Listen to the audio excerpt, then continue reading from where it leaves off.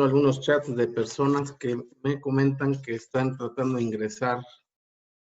Entonces, tenemos ya 42 presentes. Me parece que por respeto a su tiempo y al ser puntuales en el webinar, vamos a dar inicio a este evento de comunicación que Baker Tilly México ha organizado para mantener informado a sus clientes, pero también al público en general, con relación a los sucesos que se están dando en varias materias durante la contingencia o la emergencia, para hablar jurídicamente más correcto, sanitaria derivado del COVID-19.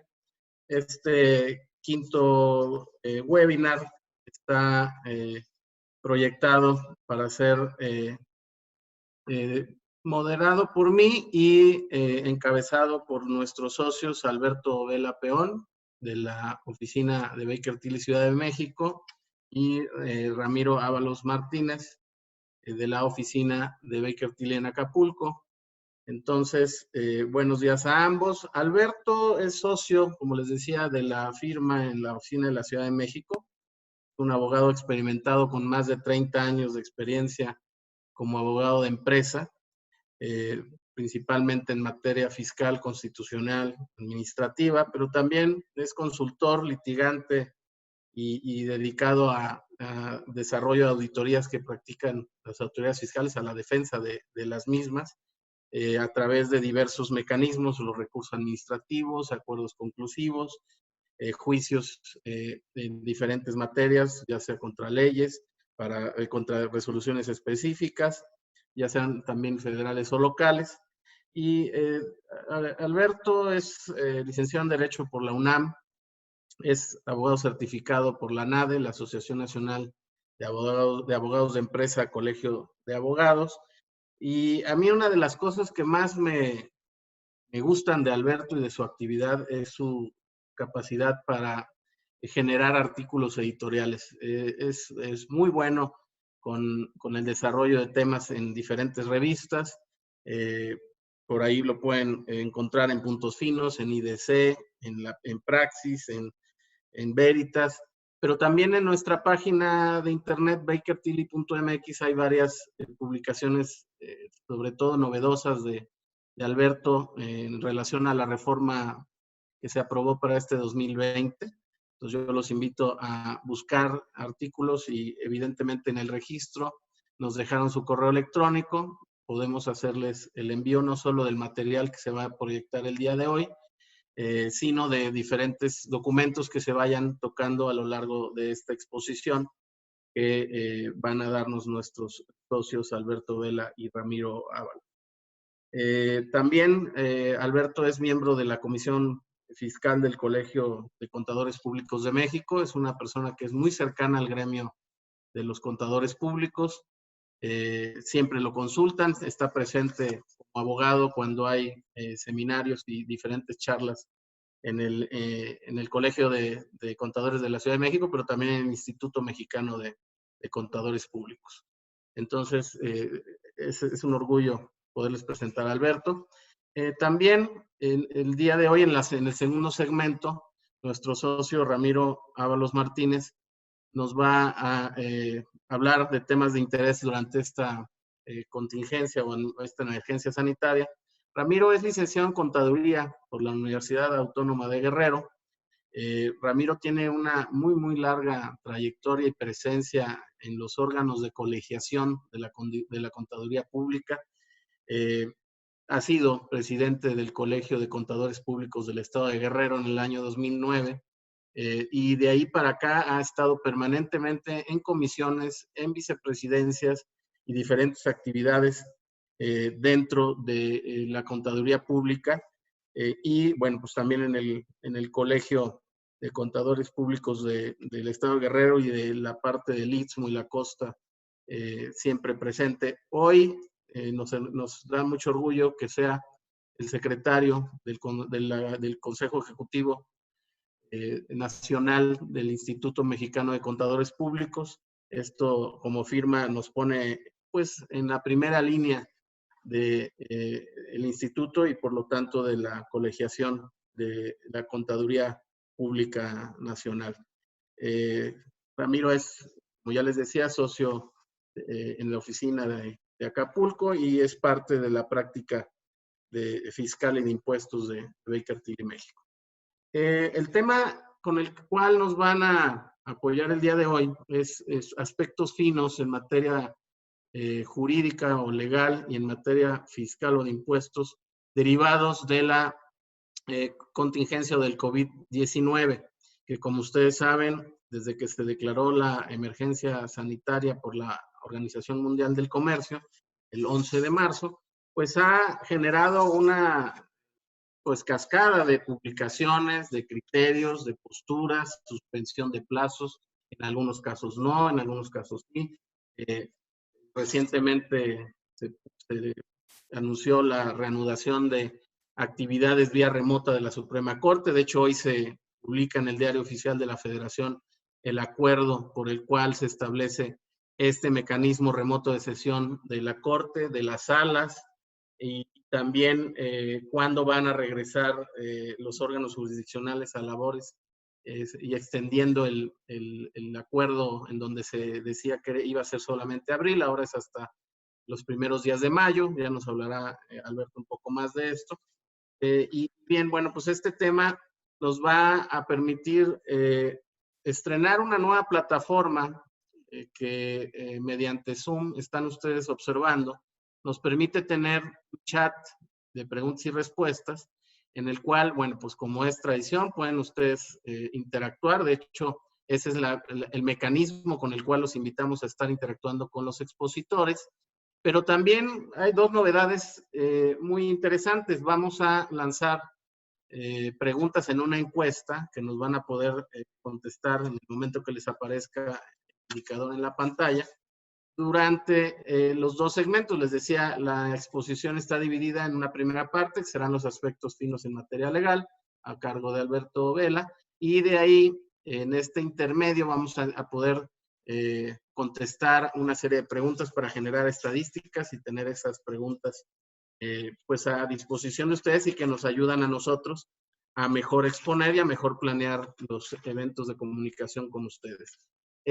Acto seguido, nuestro socio Ramiro Ábalos va a pasar a al siguiente segmento, que serán los aspectos fiscales, y terminando, vamos a tener colocada una serie de preguntas de ambas materias, de aspectos fiscales y aspectos legales, que van a poder ustedes también tener la oportunidad de conocer y de participar. Esto no limita a que durante el desarrollo de la misma el chat esté abierto. Yo voy a apoyar a mis compañeros socios en cuestión de poner en su conocimiento en el momento que se considera oportuno algún tema que creemos que pueda ser de interés.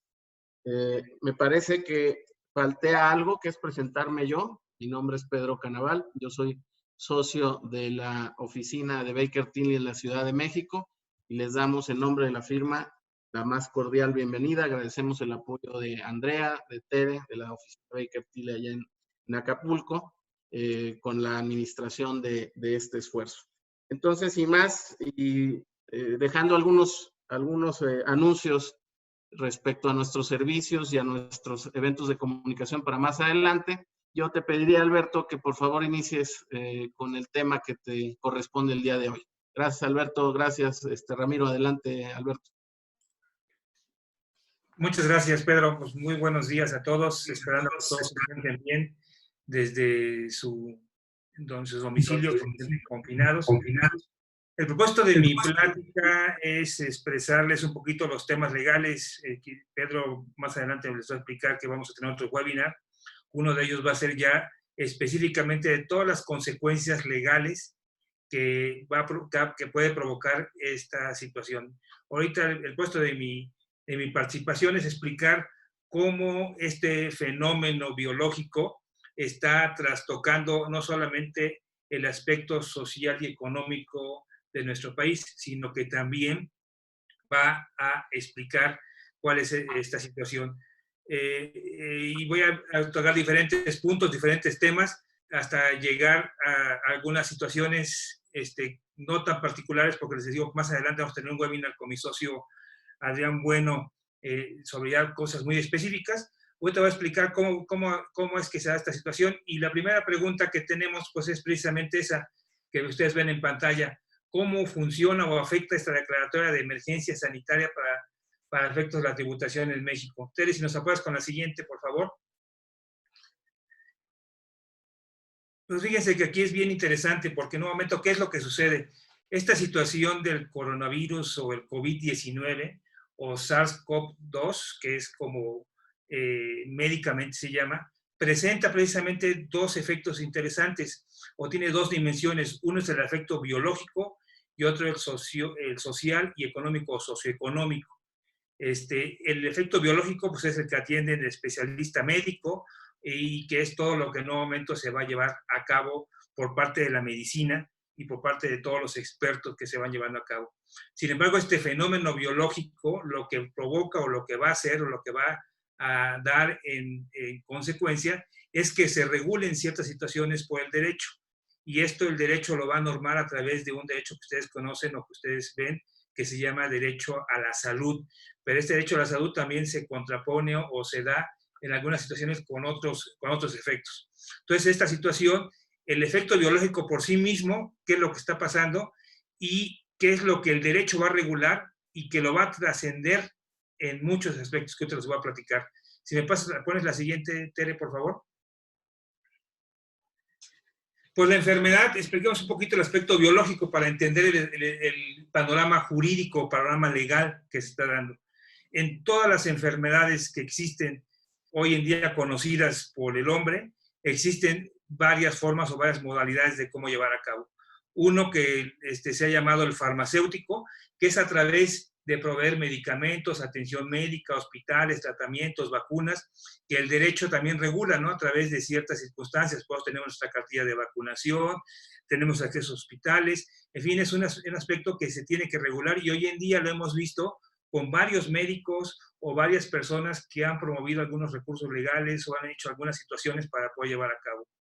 Y hay otras situaciones que todavía el hombre desconoce y que no es posible tratarse todavía bajo ciertas circunstancias, ¿no? Y ese es el aspecto no farmacéutico, en donde en un momento los doctores o los especialistas en materia de salud nos dicen que tenemos que hacer cierta higiene, ciertas prevenciones, mitigar la forma de cómo se vaya a cabo el virus, la propagación de una bacteria o una epidemia, la contención, la provocación, la propagación del virus, pero también dentro de esas medidas no farmacéuticas está el aislamiento, la cuarentena, distancia social y provisiones. Si se dan cuenta, todo esto simplemente es lo que los médicos están proponiendo, lo que los médicos dicen que tenemos que hacer para que cuidemos nuestra salud. Ese es lo importante. Sin embargo, hasta ahorita todavía no ha entrado el derecho. Simplemente los médicos dicen, a ver, lo que usted tiene que hacer es lavarse las manos. Lo que usted tiene que hacer es confinarse en su casa, no salir, no conglomerarse en lugares. O sea, ciertas cosas que nuevamente son recomendaciones. Sin embargo, cuando esas recomendaciones se traspasan a un marco jurídico, es cuando ya empiezan a tener esas consecuencias de carácter legal. Y entonces aquí, la siguiente, Tere, si me pones, por favor. Aquí lo importante es tratar de entender qué es lo que está sucediendo. Hemos escuchado dos conceptos muy interesantes en donde hablamos en una parte del aspecto biológico que los doctores conocen, la mitigación, que eso pongan mucha atención en este concepto, y el otro que es la contención, ¿no? Porque habla de contingencia sanitaria. Pero la mitigación, fíjense que es un aspecto estrictamente médico, y ese aspecto médico se enfoca específicamente a tratar de retrasar la dispersión de la enfermedad, o sea, que esto sea un poco más lento, que la dispersión de esa enfermedad, de ese contagio que se está dando, que sea un poco más diferido, y por eso nos habla el vocero respecto de este punto, que la curva se va a tener que aplanar, y es lo que se está haciendo médicamente hablando. ¿Y esto qué va a provocar? Pues que se contenga su avance, que no haya una sobrecarga en el sistema de salud, que la mortalidad no sea elevada, que la población no muera en este sentido, sino que simplemente sea que se contagie, pero por su propia inmunidad como nosotros como seres humanos provoquemos nuestra propia inmunidad y que ahí salgamos adelante. Esa es la mitigación. El otro concepto, Tere, si me ayudas con la siguiente, es la contingencia, ¿sí? La contingencia o la contención es también conocida como una estación de supresión, en donde qué es lo que está haciendo es tratar de evitar que se disperse la enfermedad, en donde en un momento lograr que se... Y es lo que sucedió en Wuhan o lo que sucedió en Hubei, en donde se hacen cordones sanitarios. ¿Qué es esto? Se provoca que esa gente se aísle y no salga para que en un momento suceda. Que eso fue lo que sucedió en 2009 en nosotros aquí en México. En México, recuerden que tuvimos y se propagó nació aquí el virus del el H1N1, y entonces aquí fue donde se tuvo que contener la dispersión de ese virus. Por eso en aquella ocasión, si ustedes recuerdan o si no revisan ese acuerdo hablaba de contingencia sanitaria, porque se tuvo de contener, que fue lo que dijeron los médicos que tuvieron que hacer. En este caso, vamos a ver que ahorita los médicos están recomendando que lo que quieren es mitigar este aspecto de carácter biológico. Y vamos a ver ahorita en los acuerdos en el aspecto legal. O sea, todo esto es lo que ahorita los médicos están diciendo, pero todo esto tiene que tener un cierto orden, un cierto control, porque si no se pone ese orden, ese control, pues en un momento cualquiera podríamos hacer o deshacer esta situación, y es lo que hace precisamente el derecho. El derecho lo que hace es normar esta conducta del ser humano, que el doctor dice, ¿sabes qué? Tienes que guardar cierto reposo, tienes que hacer ciertas cosas, no puedes salir si estás contagiado porque puedes contagiar a otras personas, en fin, son cosas que en un momento van pasando, y es donde ya entra el conjunto de normas jurídicas llamada derecho, ese fenómeno social que a muchos nos desagrada, porque en un momento ya regula nuestra conducta, ya no podemos hacer ciertas cosas. Si me ayudas con la siguiente, Tere. Y ahí es donde ya precisamente se ve cómo entra el derecho, ¿sí? Si vemos en una línea de tiempo cómo funciona, cómo ha funcionado en nuestro país esta situación, vamos a ver que en primer lugar, en diciembre de 2019 en Wuhan, China, pues se detecta que nace un nuevo virus, ¿sí? Un nuevo SARS, ¿sí? En donde en un momento se está dando una situación inusual, muertes de seres humanos. Después, el 11 de marzo de 2020, la Organización Mundial de Salud hace una declaratoria de emergencia en donde dice, sabes que esta propagación es muy extraordinaria, no hay ningún tratamiento médico, no hay vacunas, no hay nada, y la única forma de paliar esta situación son, como les explicaba hace rato, en aspectos no farmacéuticos, ¿sí? Al tratar de hacer ciertas cosas, ya sea de contención o de mitigación, ¿sí? Son dos aspectos bien importantes que usa la medicina, que es lo que en un momento hizo o está haciendo nuestro país, es la mitigación de las situaciones. Por eso, cuando vemos el decreto, y ahorita vamos a entrar un poquito más a detalle en esos puntos, es esa situación. Vamos a ver que el primer caso que se da de coronavirus en México, reportado oficialmente por parte de las autoridades mexicanas, se da el 27 de febrero de 2020. Posteriormente, el 19 de marzo, es cuando nuevamente el Consejo General de Salud emite su primera, se hace su sesión y emite su primera resolución o acuerdo el día 23, donde reconoce a la enfermedad o el virus como una enfermedad grave en este sentido. Entonces ahí es donde en un momento esta situación es bien importante. Y vamos a ver cómo después en el transcurso del tiempo se van dando diferentes acuerdos, decretos y aspectos bien interesantes que ahorita vamos a ver. Pero aquí se puede ver que este órgano colegiado, que es el Consejo General de Salud, es el órgano supremo en materia de salubridad a nivel federal, ¿sí? Y reconoce, empieza a dictar medidas preventivas, en donde escuchamos que en un momento no se pueden hacer reuniones de más de 100 personas, evitar el saludo, la etiqueta, pero vamos a ver que todas estas son simples exhortaciones. Después viene un decreto que sanciona todas las actividades que se han hecho con anterioridad, que declaran días inhábiles para efecto del Consejo de Salubridad General, aunque ese acuerdo es medio confuso, ¿cómo se llama? Y acciones extraordinarias, y el día 30 de marzo se hace una declaratoria de emergencia. Si se dan cuenta, el día 23 simplemente se reconoce como enfermedad el virus, pero realmente hasta el día 30 se hace la declaratoria de emergencia y siguen habiendo ciertos aspectos que se van dando en el transcurso o en el inter de esta situación, adquisición de bienes y servicios para mitigar la propagación del virus, la aclaración de este consejo de unos lineamientos, y luego un aspecto que también ya una autoridad, la CONAPRED, dicta, porque en un momento en México, no sé, tenemos una particular forma de ser los mexicanos, donde discriminamos por algunas cosas, y aquí empezamos a discriminar ahora a los doctores o al personal médico, porque en un momento nos puede contagiar, ¿no? Entonces, eso es algo muy, muy peculiar y muy curioso que tenemos nosotros. Si me ayudas con la siguiente, Tere, por favor.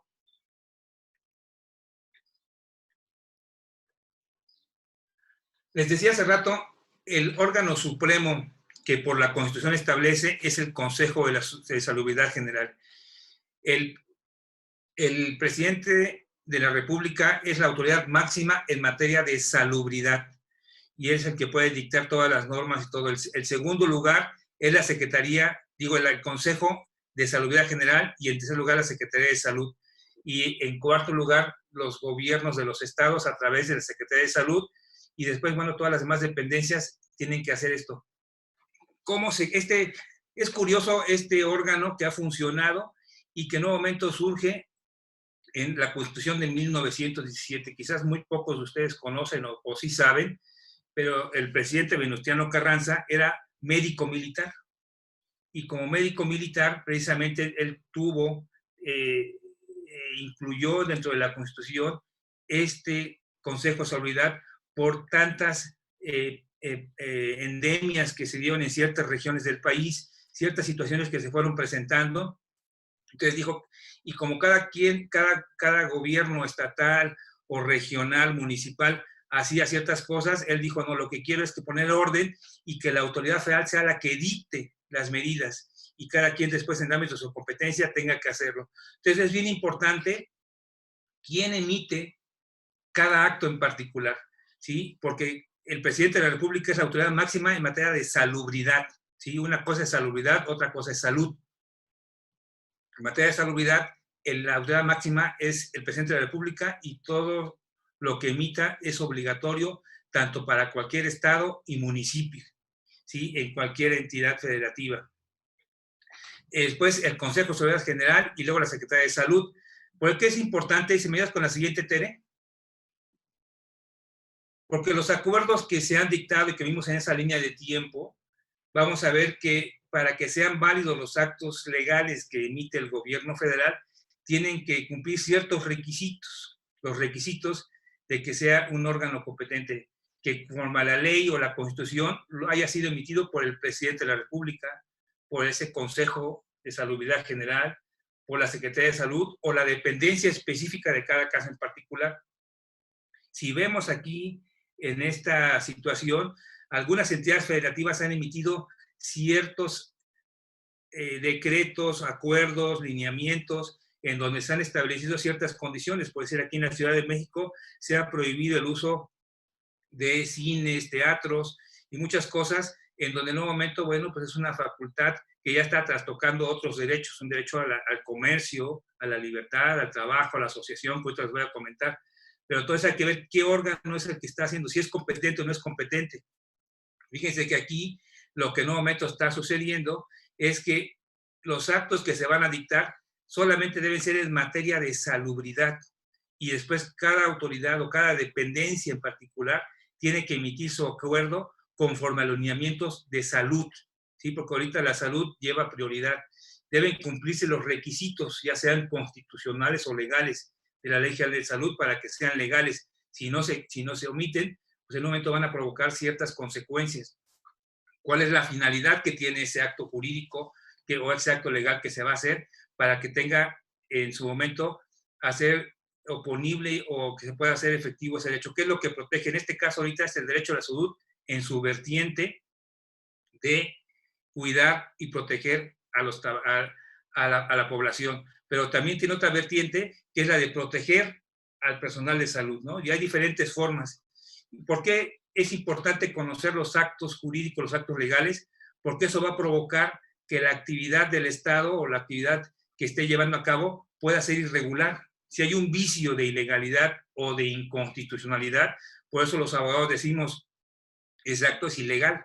¿Por qué? Porque no cumplió un requisito de forma, y ese requisito de forma va a provocar la nulidad, y como estos actos son originarios, son de origen, que derivan de la Constitución o derivan de la Ley General de Salud, si ese acto es ilegal, pues va a ser nulo, y todo lo que se haya apoyado en esas disposiciones van a ser nulas por consecuencia, igual o inconstitucionales, porque en vez de haberlas dictado la Secretaría de Salud, las debió haber dictado el Consejo de Salubridad General o el presidente de la República, en donde en un momento se ha dado.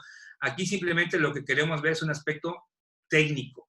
No queremos entrar en aspectos de polémica, simplemente estamos analizando el aspecto técnico en relación con esta situación. También la actuación de la autoridad puede provocar una responsabilidad del Estado, ya sea patrimonial o de servidores públicos. Por decir, ahorita vemos que los médicos o el personal de la salud está viéndose trastocada porque en un momento están yendo como si fueran a la guerra sin los implementos necesarios. Entonces eso va a provocar responsabilidad del Estado, ya sea patrimonial o de servidores públicos, dependiendo de cada quien, o incluso hasta de las propias empresas que en un momento se vean trastocados en sus aspectos económicos, laborales. Por eso es muy importante conocer quién emitió cada acto en particular, porque en un momento ahí eso es lo que va a dar origen a todas las consecuencias legales, ya sean financieras, fiscales, civiles, mercantiles, o de cualquier naturaleza, seguros, en fin, de muchas cosas puede trastocar esta situación. ¿Me ayudas con la siguiente, Tere, por favor? Pues dentro de las acciones legales que se han dado, precisamente, hay varios acuerdos, varios decretos, hay lineamientos en donde se establecen. Y fíjense cómo en estas láminas que ustedes están viendo, el primero es en donde el Consejo de Salubridad General reconoce a la epidemia de enfermedad por virus, que eso fue lo que originalmente también sucedió en 2009, cuando se dio la epidemia de la influenza. Oye, Alberto, ¿me permites interrumpirte un poco? Fíjate que me está llegando por aquí no en el chat de la plática, sino en un WhatsApp, que te escucharon hace rato con Rodrigo Pacheco en Imagen Empresarial, y precisamente esta parte que causó mucho interés, la diferencia entre declarar una emergencia y declarar una contingencia, porque yo creo que pues son términos que suenan como sinónimos, pareciera que es lo mismo, y nos ponemos en un plan de ay, hombre, es lo mismo, una contingencia y una emergencia, ¿no? O todas las emergencias son contingencias, o todas las contingencias pueden ser emergencias, o viceversa, ¿no? Entonces, en este juego de palabras, hay un tecnicismo ahí que tiene consecuencias, como estás diciendo, de diferentes materias, ¿no? Y creo que, además, me escribía también Rodrigo después de nuestra participación, que ellos identifican que hay en el medio ambiente de los negocios 4 temas, que se llama la nómina, los impuestos, la renta y algo adicional que pudiera ser los endeudamientos que tenga un contribuyente, un ciudadano, ¿no? Los impuestos, nómina, renta y mis deudas. Pero entonces en este juego de contingencia y emergencia, dicen, pero no entiendo cuál es la diferencia. Yo creo que valdría la pena porque tú lo explicas muy bien. Perfecto, sí. Digo, realmente ahí es una polémica jurídica que se ha hecho entre los abogados, entre colegas, que yo he estado conversando con algunos de ellos, dialogando. He visto algunos especialistas en este tema, y hay quienes opinan que la declaratoria de emergencia es un género, ¿no? Y el género es la emergencia en general. Y después ya en la especie es la forma de cómo se va a llevar a cabo, cómo se va a atacar el virus. Por eso les decía hace rato, ¿se va a mitigar o se va a contener el virus, ¿no? En 2009 se contuvo el virus porque nosotros fuimos los que hicimos el brote original del virus, por eso se contuvo. Más o menos fue lo que se hizo en Hubei o en Wuhan, en donde en un momento se hace un cordón sanitario en donde se evita que se propague y entonces se contiene el virus. en nuestro caso lo que estamos haciendo ahorita es mitigar el virus, ¿no? Entonces, es lo que nosotros está llevando a cabo. En mi opinión, creo que la emergencia es el género, y la contención es una especie de ese género. Entonces, pero para efectos de activar todas estas cosas, la declaratoria ya está dada y va a provocar consecuencias de carácter legal. Aquí el problema es que todo esto va a llegar al rato a judicializarse porque va a haber problemas de interpretación. Precisamente esta situación de decir, oye, para mí no es género, es especie. Ese es el punto, ¿no? Donde se va a llevar a cabo, ¿no? Correcto, correcto, Alberto. Pues, Disculpa la interrupción, entonces si no, quieres también. continuar.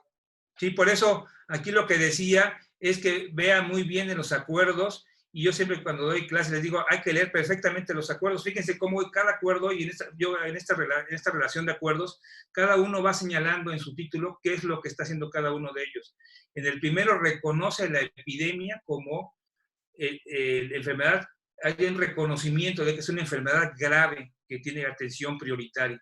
Y después dice que la medida que se vaya a cabo es la mitigación a través de ciertos controles, de ciertas acciones, ¿sí? Y siempre se ha hablado, si ustedes ven las conferencias, siempre se habla de que se va a mitigar, no que se va a contener. Es una forma, por eso les explicaba el aspecto médico o biológico, que es lo que está haciendo. Y lo único que hace es el derecho es regular toda esa conducta o esa situación. ¿Para qué? Para poner orden, para poner ciertos controles en esta situación. Y entonces así se han venido dando estas medidas. Sin embargo, aquí sí es importante ver quién emite esas medidas para ver si es una autoridad competente, si cumplió los requisitos legales, ya sea constitucionales o legales, porque en un momento bajo esa medida es lo que tenemos que hacer. Y fíjense que aquí han participado muchas autoridades, como es el Consejo de Salud General, el Secretario de Salud, el Presidente de la República en menor escala, en donde simplemente el presidente sanciona un acuerdo y todas las medidas que se deben llevar a cabo anteriormente por todas las autoridades, incluso hasta las municipales, que creo que eso es ilegal, porque una autoridad municipal no tiene facultades para poder restringir. ¿Cuántas veces hemos escuchado que nuevamente en tal municipio salieron las patrullas municipales y que están haciendo a la gente? Imagínense que sucediera que pusieran una multa o ciertas cosas, pues de origen tendrían que sustentarse en algunos de estos decretos. Si este decreto es ilegal porque no cumplió los requisitos legales o constitucionales, pues ahí deviene de que todo lo demás es ilegal, por una teoría que ponemos los abogados del fruto del árbol envenenado, ¿no? Que donde en un momento si el árbol está envenenado, las manzanas que produzcan pues también son igual. ¿Me ayudas con la siguiente, Tere, por favor?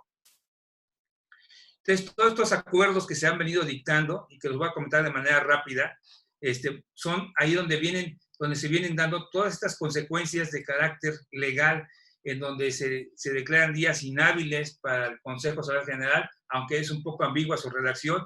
En todos estos decretos, todos estos acuerdos, la redacción es muy vaga, muy suelta, en donde se dicen ciertas cosas y en donde en un momento podríamos empezar a platicar única y exclusivamente de cada uno de estos decretos en particular, pero en todas ellas la característica particular es que son meras invitaciones, exhortaciones. No hay ninguna situación de coacción hasta este momento.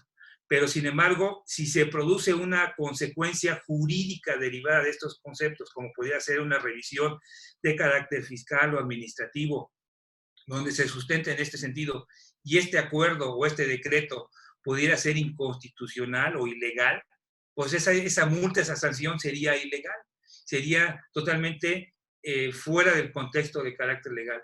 Y al que quiero llamar la atención es precisamente el punto 6, donde dice declaratoria de emergencia por causa de fuerza mayor.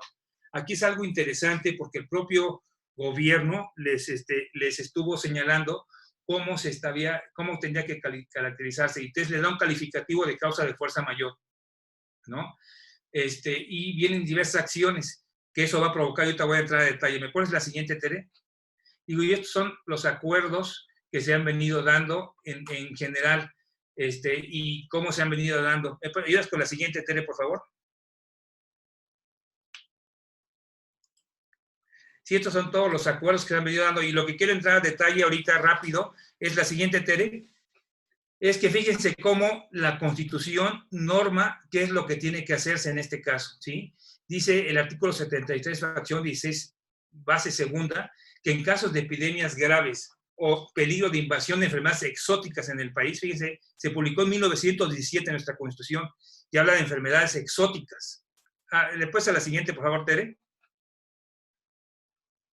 Dice, en caso de epidemia grave o de peligro de invasión de enfermedades exóticas. ¿Qué quiere decir? Pues las pandemias hoy en día que conocemos más ya técnicamente, ya después de casi un siglo de esta situación, las Secretarías de Salud tienen la obligación de dictar medidas preventivas e indispensables y ser sancionadas. Por eso el presidente sancionó, pero no es la única medida o la única forma que tiene que hacerse sobre este punto.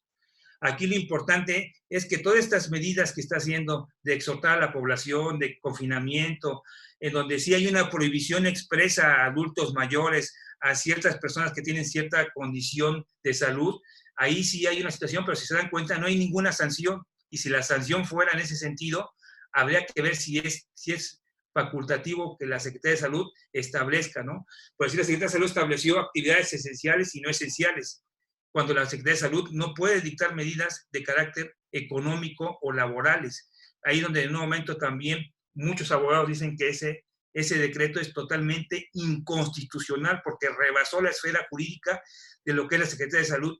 La Secretaría de Salud lo único que tiene como facultades es dictar medidas de salubridad de carácter general para evitar la propagación del virus y conservar la salud de la población. Por eso hay quienes dicen, la siguiente, Tere, que estos acuerdos están rondando en ese artículo 29 de la Constitución que quizás muchos de ustedes habrán escuchado y que hoy en día hemos visto en algunos países como en Italia, en Francia, en donde se les prohíbe, se les multa estar en la calle o salir de sus hogares. Sin embargo, en México todavía no es así. Uno puede salir libremente, sin ningún problema, porque ahorita es una simple invitación, un simple concepto. ¿Por qué? Porque en un momento, para poder llegar a ese fenómeno social y jurídico, se requiere cumplir algunos aspectos que la Constitución señala. El artículo 29 de la Constitución establece claramente que 3 supuestos, que en caso de invasión, perturbación grave de la paz o de cualquier otro que ponga en peligro grave a la población, podrá en un momento el presidente de la República, previa aprobación del Congreso de la Unión, el suspender el ejercicio de ciertos derechos o restringir esos derechos. Por eso hay abogados que dicen, oye, estamos rondando en la línea de estos sentidos y por eso ahorita siempre son meras exhortaciones, sin embargo sí han hecho la redacción de tal manera que pareciera ser como que estamos rondando y no.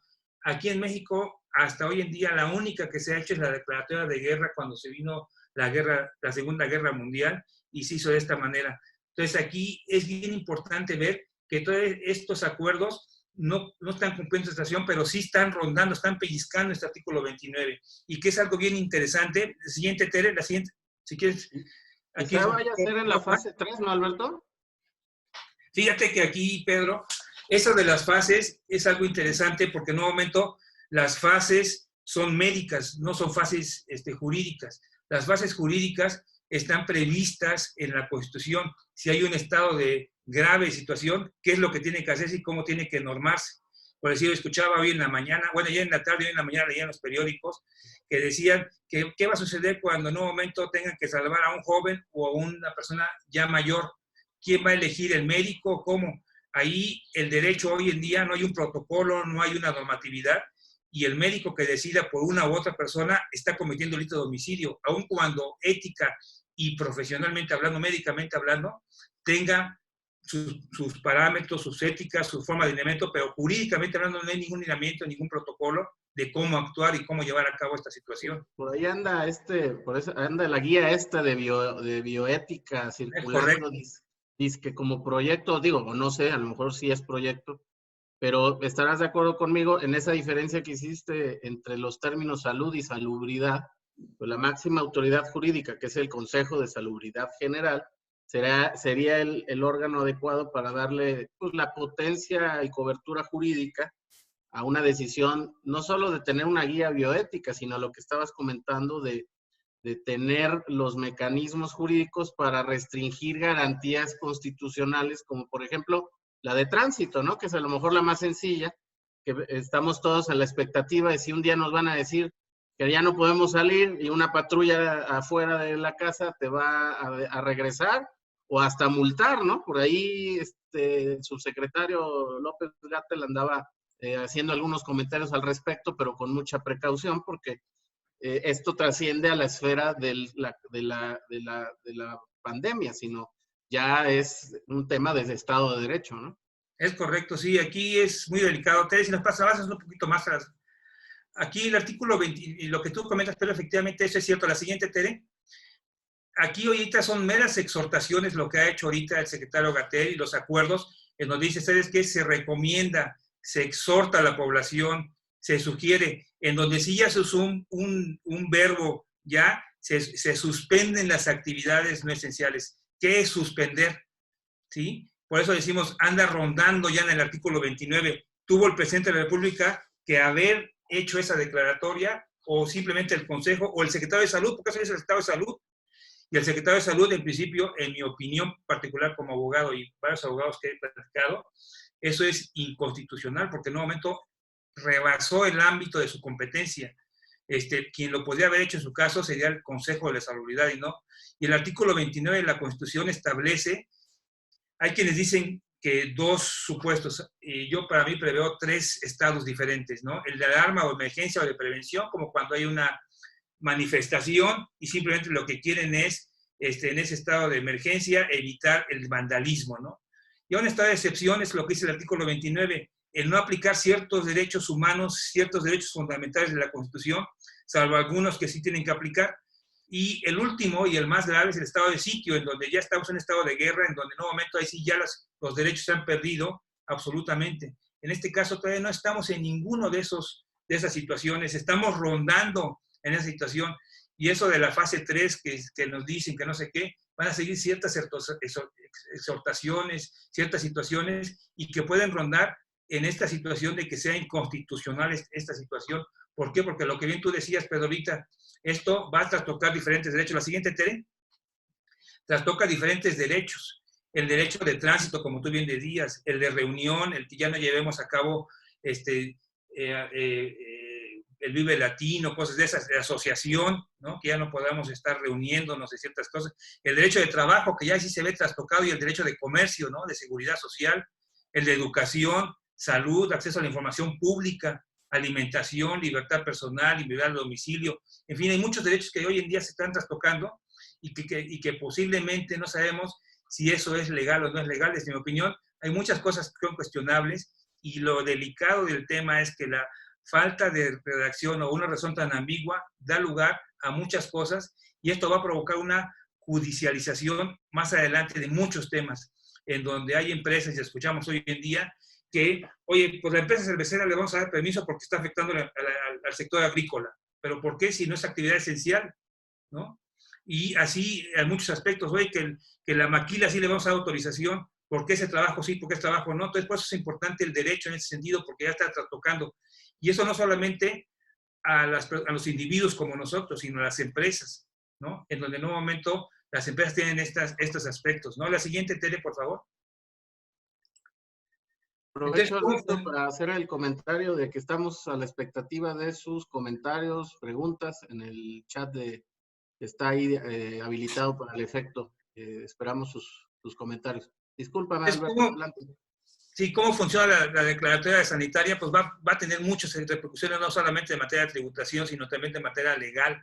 En ese sentido, la siguiente, Tere, porque en un momento el decreto, bueno, y aquí ya les explicaba, dependiendo de qué autoridad, de qué situación que ya estoy exponiendo ahorita, la siguiente, Tere, es que el Estado declaró la emergencia sanitaria como un concepto de fuerza mayor. Y el concepto de fuerza mayor, la siguiente, Tere, es un concepto jurídico totalmente definido por el Código Civil y en muchas leyes, que no es otra cosa más que es un suceso o evento o hecho que es inevitable, imprevisible para cumplir obligaciones. Es una excluyente responsabilidad. Y ahí es donde va a haber muchos efectos, no solamente de carácter fiscal o tributario, que es lo que estamos ahorita platicando, sino de carácter laboral, de carácter civil, arrendamientos, seguros, Es más, hay personas que me han hablado por teléfono para preguntarme si en este momento pueden hacer un testamento, pueden testar ante la contingencia o la emergencia que se está viviendo. Pues ahí le digo, no hay ningún problema, pero nomás recuerden que el notario no es un médico para poder calificar si estaba sano o no sano esta persona. Entonces, hoy en día se puede ver, hay personas que me dicen, oye, mi seguro me podrá cubrir si en caso de que yo adquiera la enfermedad. Pues hay que ver si el seguro está previsto o no. Hay muchos efectos, pero la fuerza mayor, el calificativo que le da el decreto de emergencia es una cosa muy particular y muy peculiar, porque simplemente no reconoce solamente el hecho, sino que lo califica, y lo califica quizás para ciertos propósitos, para torcer un poquito la legislación laboral, en donde en un momento esa declaratoria les digo, ya ver si el órgano es competente o no para hacer estas cosas, ¿no? Y el artículo 28 de la Constitución, pues ahí entramos a lo que es si realmente se ha reformado o no. Adelante, Tere. La siguiente es precisamente si se puede o no condonar los impuestos, ¿no? El 6 de marzo se publicó una reforma constitucional, lo más de lo que quiero destacar es, fíjense qué interesante es la redacción, lo que se agregó fue que las condonaciones de impuestos, pero nada más califica los impuestos. Si ustedes recuerdan, el Código Fiscal define a las contribuciones como 4, una de ellas son los impuestos. Y luego adicionalmente la Constitución dice en los términos que fijen las leyes. Entonces, una ley secundaria puede decir cuál condonación no está y cuál condonación sí. Por eso la siguiente, Tere, en el 39 del Código Fiscal de la Federación, en su fracción primera, la siguiente, Tere, ¿qué es lo que dice? Precisamente, pues que tratándose, dice que se podrá eximir el pago, la totalidad o parcialmente el pago de contribuciones, no habla de impuestos, sino contribuciones como género, que es mucho mayor y derivado de epidemias. Aquí la Suprema Corte ha señalado dos situaciones. Uno, que la palabra podrán, cuando se usa para efecto de una autoridad, es facultativo y casi tiene que cumplir esa situación. Sin embargo, también la Corte ha señalado que en el artículo 39 es discrecional y voluntario del presidente. Lo que sí es importante es que esto no trastoca las contribuciones, ha dicho la Suprema Corte. Esto nada más es para efectos del pago de las contribuciones, ¿sí? ¿Y qué pasa en ese sentido? La siguiente, Tere, pues el juicio de amparo, o sea, ustedes han escuchado hoy en día que hay contribuyentes que se han amparado en relación con esto, y realmente lo que se ha discutido realmente ahorita es si se suspende o no se suspende, si se obliga o no al presidente a hacer ciertas cosas. Entonces, realmente eso hoy en día es bien importante. La Comisión Interamericana de Derechos Humanos, la Comisión de la Corte Interamericana ha dictado diferentes situaciones en respecto a estas cosas. Y ya por último, Tere, si me pasas la siguiente, ya para concluir, ¿qué debemos aprender de otros países? Pues otros países han otorgado ciertas cosas. ¿Por qué? Porque fíjense que aquí algo muy interesante, hoy en día estamos como en una situación, en una economía de guerra. ¿Qué es lo que pasa en una economía de guerra? Digo, a ninguno nos ha tocado, salvo que alguno de ustedes sea mayor y que haya tocado la parte de la Segunda Guerra Mundial y se acuerde, pero si no, todo el gasto va dirigido al enemigo. El enemigo hoy en día es ese virus. Entonces, todo el gasto debe estar dirigido a esa situación, que es lo que controvierte, y por eso hay un amparo en contra del gasto social, de que el presidente de la República no quiere destinar más gasto a esta situación. ¿Y qué es lo que viene en reciprocidad? Pues también que el sector económico tiene que tener un bienestar, tener alimentación, trabajo, que el comercio siga avanzando, en fin, ciertas cosas. Sin embargo, hay un problema muy grave en México. Tenemos dos sectores, el formal y el informal, en donde hoy en día, según estadísticas del INEGI, casi el 55% es sector informal. Entonces, en un momento, el sector formal, de los que estamos sentados ahorita nosotros aquí viendo este webinar, pues todos tenemos en un momento ciertas garantías porque tenemos una seguridad social, tenemos un salario acordado o completo, depende cómo se haya dado en esta situación, pero hay otro sector informal en donde no tiene esa garantía y donde en un momento el gobierno tiene que definir. Por eso ese gasto tiene que ser redefinido. Si el gasto hoy en día se tiene que dar para ese bienestar a la población, es bien importante qué es lo que se tiene que hacer, porque es una economía de guerra en donde todos los recursos tienen que ser para dos prioridades. Uno, atacar al enemigo, y dos, dar bienestar a la población en la mínimo posible, ¿no? La Corte ha señalado precisamente ese mínimo vital para las personas, ¿no? Digo, y esto es de manera general, lo que les quería platicar. Digo, podemos seguir comentando muchos aspectos de esto. Ya les decía, va a haber un webinar específicamente para varios tópicos, específicamente de legal, porque esto da para muchísimas cosas, ¿no? Seguros, laboral, civil, mercantil, en materia de rentas, arrendamientos, en fin, hay muchas situaciones de muchos aspectos, ¿no? Pues yo les agradezco mucho su atención, espero les haya sido de utilidad toda esta presentación, y que sea de nada, y simplemente recordarles pues que quédense en casa, cuídense mucho, el enemigo no se ve, es microscópico, son de 5 micras, dicen, pero que tiene una letalidad muy importante, ¿no? Gracias, Alberto. Yo creo que es oportuno recordarles lo que les decía yo al inicio de nuestro webinar respecto al periodo que se va a abrir en este momento para una encuesta que se va a colocar en el Zoom para que nos regalen sus comentarios y se pueda generar pues estadísticas y tendencias relacionadas con las mismas. Ya está en la pantalla, de hecho. Por ahí hay un par de preguntas iniciales y si hacen el scroll hacia abajo, se darán cuenta que son 3. Las voy a leer porque hay personas que están conectadas por teléfono, según me indican, además de nuestros 78 participantes presenciales, entre comillas. La primera es, actualmente, a pesar de la emergencia sanitaria, te están ejerciendo facultades de comprobación, visita domiciliaria, revisión de gabinete u otra. Las opciones son sí, pero cuento con un asesor. Sí y no sé qué hacer. No, y la cuarta opción es probablemente cuando termine esta situación. Entonces, le invitamos a poner alguna de las opciones. La segunda pregunta es, ¿piensas que cuando termine la emergencia sanitaria, al menos tendrás un problema legal derivado de la interpretación de la normatividad dictada al respecto?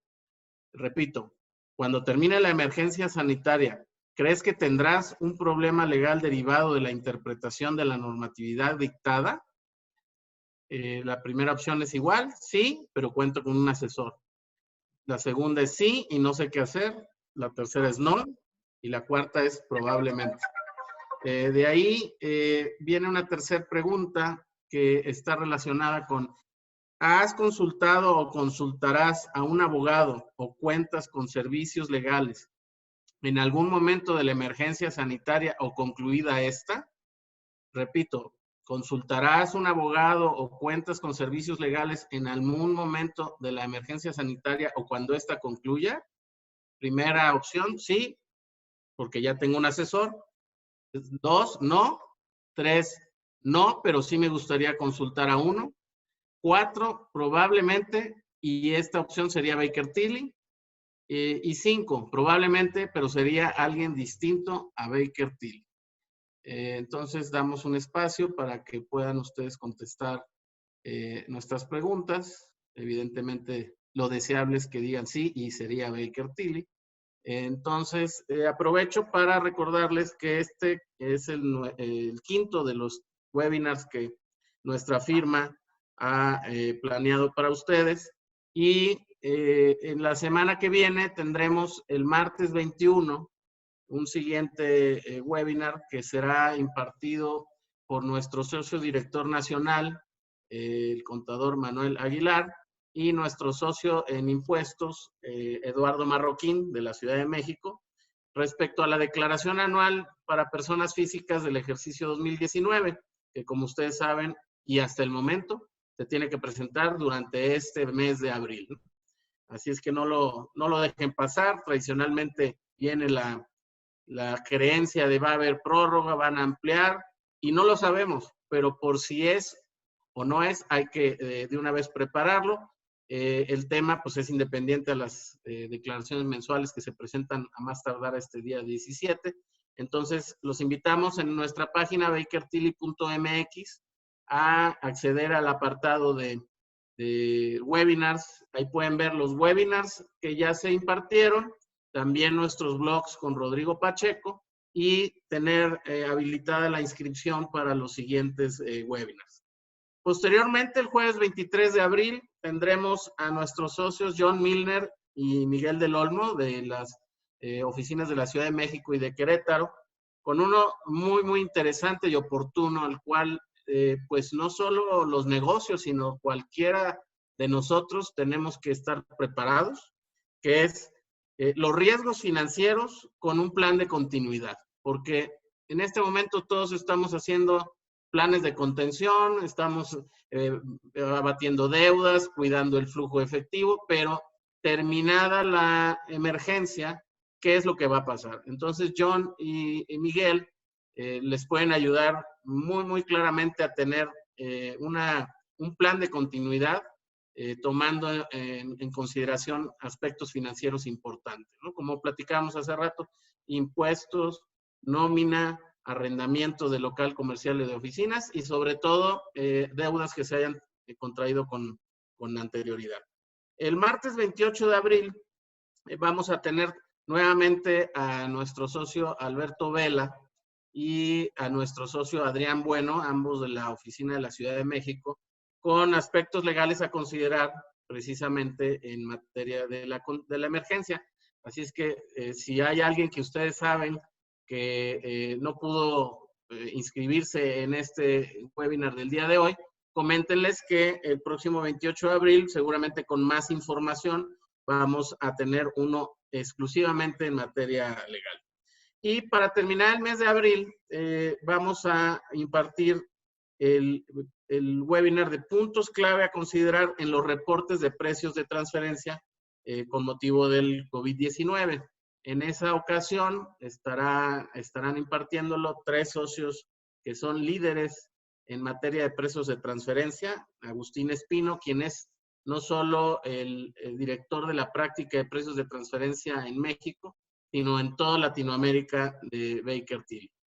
Además de Agustín, estarán Marco Antonio y Rodrigo Mendoza, quienes también son expertos y reconocidos en la materia de precios de transferencia. Por lo tanto, los invitamos a inscribirse a estos webinars que serán durante el mes de abril. En breve vamos a planear y es importante que ustedes nos pongan en perspectiva los temas que les interesen para el mes de mayo. Bien, terminado el periodo para las preguntas, le cedemos inmediatamente la palabra a nuestro socio Ramiro Ábalos. Ramiro, te cedo el micrófono para que inicies con el segmento que corresponde. Muchas gracias Pedro. Buenos días a todos. Antes de nada, me gustaría agradecer la participación de mis socios Alberto Vela y Pedro Canaval en este webinar de la firma. Estamos muy contentos con la participación de ellos dos en este webinar tan interesante que derivado de la contingencia sanitaria que hoy estamos viviendo, pues tenemos ahora distintas inquietudes en el cumplimiento de las obligaciones fiscales. Hemos tenido distintas llamadas de empresarios, clientes de todo el país, en donde pues les genera cierta inquietud el cumplimiento del pago de los impuestos y sus obligaciones fiscales. La idea será ahora compartirles algunos tópicos que pudieran considerar, pudieran tomar en cuenta para el adecuado y correcto cumplimiento de sus obligaciones fiscales. Nos han preguntado muchas veces sobre si han salido facilidades, si han salido algún beneficio, un estímulo fiscal federal.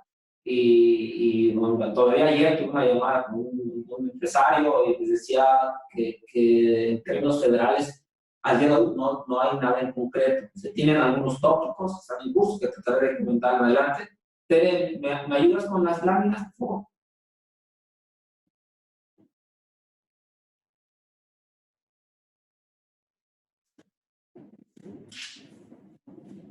Por favor.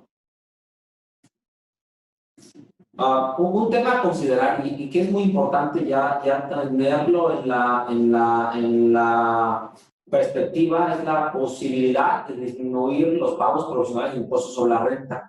Ese es un instrumento que no es una facilidad, no es una, digamos, una norma que hubiera sido emitida con motivo de la contingencia. Esto ya está en las leyes de la materia. Te permite hacer una reducción de pagos provisionales sobre si el coeficiente de utilidad que estás utilizando en el año 2020 es mayor al que estimas con el que cerrarás el ejercicio 2020. Entonces, tiene varios candados. Solamente se puede pedir a partir del mes de julio de 2020. Tenemos un plazo de un mes para presentar ese aviso en referencia al periodo que desees solicitar. No se puede activar por el primer semestre, habrá que decirlo claramente. Eso quiere decir que los meses de pagos provisionales de renta completos, marzo, abril, mayo y junio, se tienen que pagar completos. Lo que debemos tomar en cuenta es, con el efecto económico de la contingencia sanitaria, cuál es la situación económica de la compañía, diría yo, ya no en los 3 meses, sino en todo el ejercicio. Todos los presupuestos han sido modificados. Por motivo de la contingencia sanitaria, todos los presupuestos han sufrido modificaciones. Además, debemos tomar en cuenta distintos elementos operativos. Por ejemplo, ¿cuáles? Que pueden incidir en tu resultado fiscal. Tienes cuentas por pagar en moneda extranjera, sin duda vas a tener un resultado cambiario, digamos, distinto al que se proyectó al inicio del año. Además, hay temas operativos que hay que tomar en cuenta, que pueden incidir en tu resultado fiscal. Y lo estamos viendo hoy, ya claramente el tema de las cuentas corporativas, esas estimaciones de cuentas incobrables. Recordemos que la ley fiscal nos permite deducirlas bajo ciertas características. Tenemos también la posibilidad de que en la negociación se tengan pérdidas por caso fortuito, fuerza mayor, derivado de la contingencia sanitaria, que en la siguiente lámina les compartiré. Pero es muy importante porque o posiblemente algunos negocios ya tuvieron que cerrar pues, todas las tiendas, como es un caso de distintas entidades transnacionales que tuvieron que cerrar todas las tiendas en el país de Europa, tuvieron que cerrar todos sus hoteles de la cadena hotelera completos, y entonces, bueno, habría que revisar si en ese caso se configura la situación de una pérdida por caso fortuito, fuerza mayor. Evidentemente, es necesario que se realice una proyección financiera, estimar cómo cerraremos el ejercicio y estar listos y con la información debidamente sustentada para argumentar esa posible reducción de pagos provisionales. Recuerden que está sujeta a la aprobación de la autoridad, no es autoaplicativa y se tienen que cumplir ciertos elementos esenciales. Continuamos.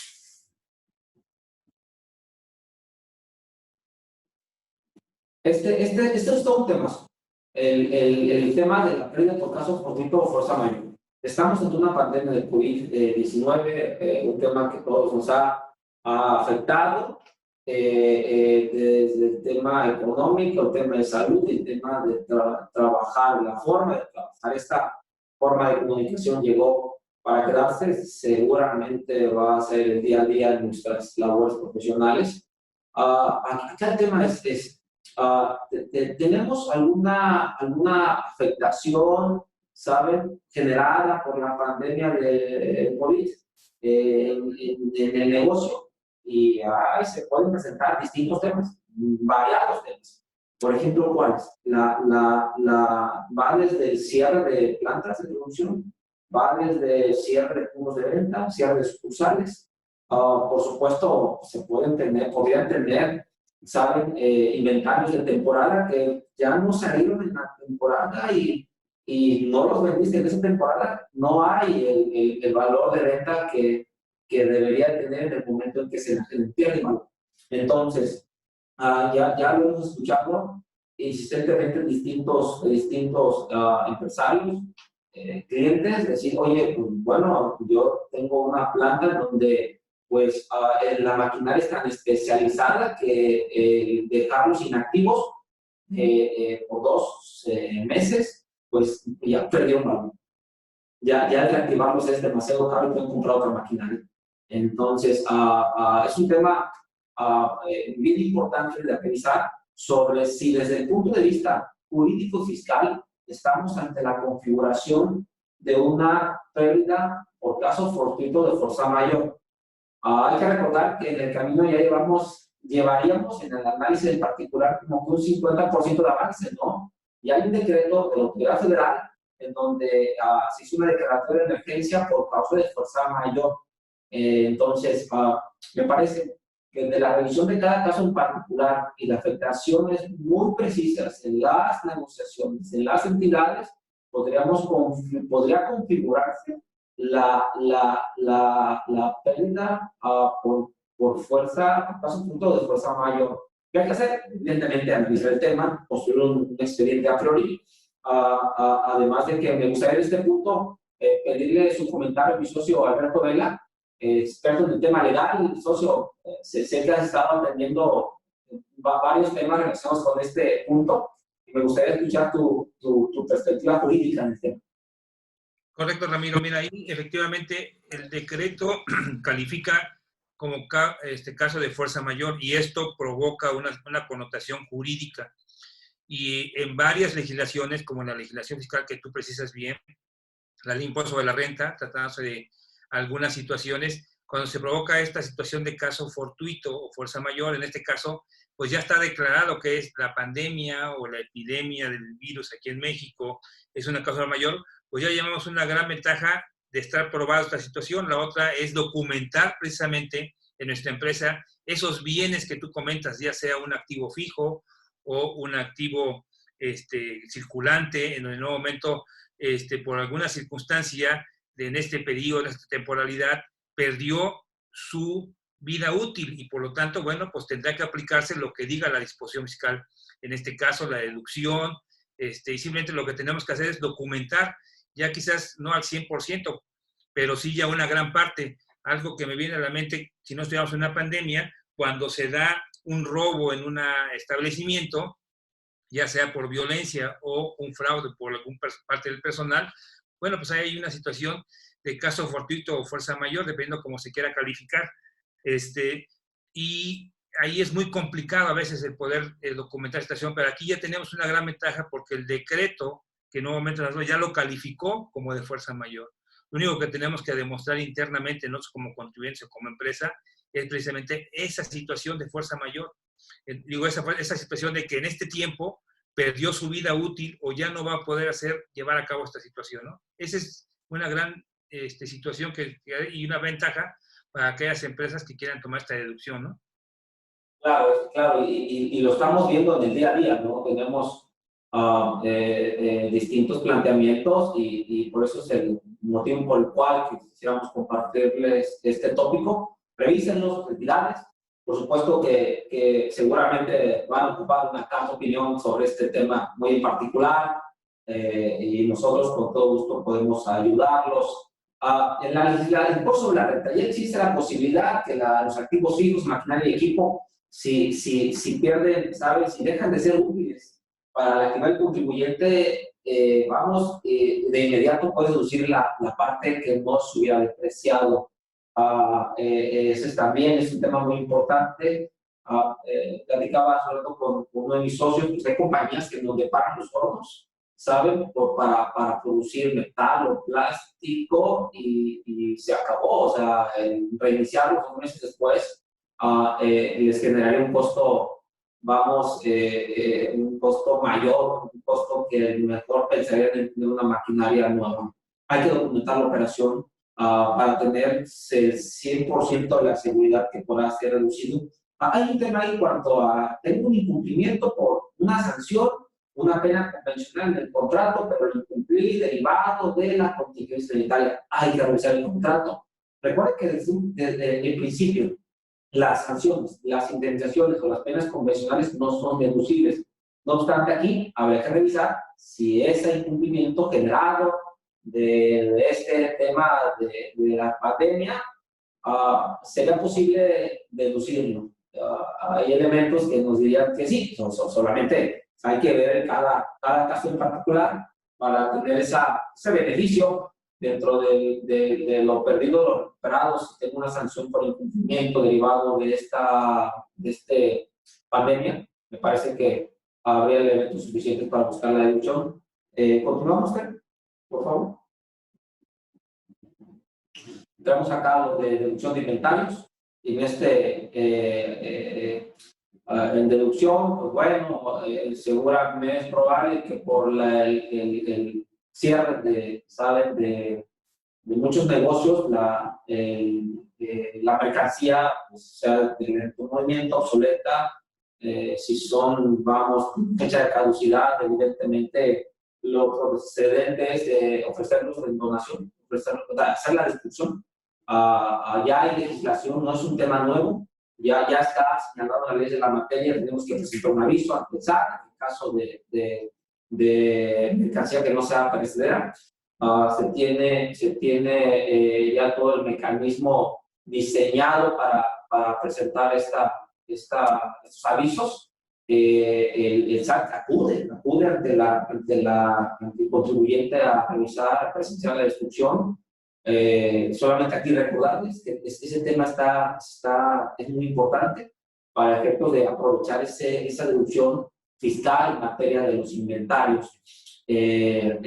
Cuando son bienes básicos para la subsistencia humana, se tiene un plazo de 15 días para presentar el aviso en referencia a la fecha en que se realizará la destrucción. También hay que presentar un aviso de destrucción. Antes hay que ofrecerlos en donación a donatarias autorizadas. Hay un listado publicado en el portal del SAT y solamente considerar y tener en mente que esa posibilidad, pues, para poder tener esa deducción fiscal ahí está vigente y es importante aprovecharla. En muchos casos se va a dar la situación de que la mercancía se diseñó, se hizo la producción y fue de temporada. Ya no se vendió y se va a ir a remate si es que no se destruye. Y entonces, o se va a vender cuando menos se venderá al costo o por debajo de su costo. Tenemos que documentar la operación, el tener bien soportado el porqué de esa deducción, el por qué se vendió al costo o por abajo del costo. Y me he entendido que esta operación pues, no la va a revisar la autoridad en 1 o 2 años, nos va a estar revisando en 2 o 3 ejercicios, nos estará preguntando por qué ese lote de mercancías se enajenó por abajo del costo a un precio de remate. Hay que tener esas operaciones bien documentadas. Aquí les participo, les comparto, hay un tema también en referencia a inventarios, que es el costo de ventas actualizado. Ya hace algunos años, hace muchos años, cambió la normatividad, seguramente recordarán, anteriormente las mercancías se deducían vía compras, cambia de compras a costo de lo vendido. En aquel entonces se presentaron amparos, los amparos todos se perdieron en el sentido de poder continuar deduciendo el valor de las mercancías vía compras. El único amparo que en su momento se ganó y hasta la fecha surte efectos es el poder reducir el costo de lo vendido a valor actualizado. La ley cambió de renta, el impuesto sobre la renta cambió de 2014 para 2015. Y bueno, les diría yo que si no han aplicado esa posibilidad de, en lugar de reducir el costo el costo de lo vendido a valor actualizado, que lo vienen haciendo con el valor histórico, digamos que no está del todo perdido el poder efectuar esa deducción en su declaración anual. Y al respecto también me gustaría escuchar el comentario de mi socio Alberto Vela sobre ese tema que ya nos ha tocado atender con otras entidades sobre esta inquietud que tienen sobre el tema del costo de lo vendido. Alberto, por favor. Sí, efectivamente, Ramiro, aquí el costo de lo vendido, como tú bien dices, hay jurisprudencia de la Suprema Corte para lo que es la actualización de la deducción del inventario, de los inventarios. Aquí, como es jurisprudencia, en caso de una controversia con la autoridad administrativa, la autoridad del SAT, digámoslo aquí, en este momento, pues sí podríamos obtener una solución favorable porque al haber jurisprudencia, pues existe ya una situación ya definida, ya dada sobre este punto, ¿no? Entonces teníamos una gran ventaja. Si bien es cierto que hay algunos bemoles que hay que cuidar en cuanto al factor, que cómo tiene, cuál tiene que ser, todo eso, porque eso no está definido en ley y puede la autoridad decir que se viola el principio de legalidad, pero en cuanto al fondo es un derecho legítimo que ya está reconocido por la Suprema Corte, de que es una deducción válida, actualizada, ¿no? Y habría que revisar caso por caso y por supuesto que podemos tener una ventaja ahí fiscal que podemos tomar, ¿no? Claro, claro, eso es bien importante y el momento de aprovecharlos es en la declaración anual de las personas morales. ¿Me ayudan ustedes con la siguiente? Por favor. Y como ustedes saben, en lo que se refiere a las percepciones que se les pagan a los empleados, la parte exenta tiene una limitación. Esa parte exenta está limitado a una reducción ya sea del 47 o del 53%. Entonces, lo que sabemos hoy con el decreto federal de todo el periodo donde ha señalado que de las actividades no esenciales deben de estar cerradas, pues bueno, conocemos distintos casos donde los empresarios han dialogado con los trabajadores y han llegado a acuerdos con el propósito final de mantener toda la plantilla laboral. Y han hecho en los acuerdos.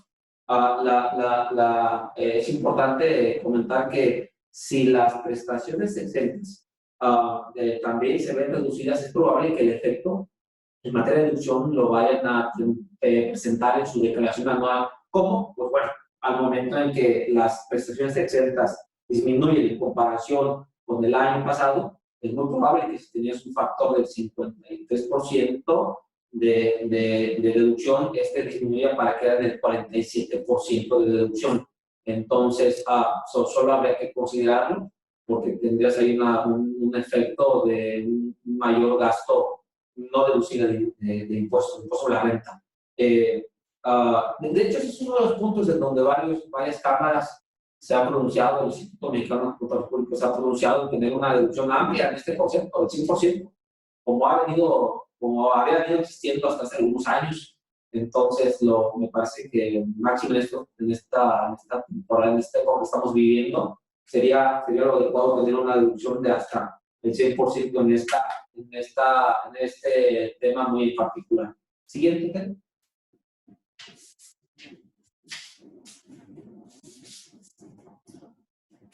Recuperación de impuestos.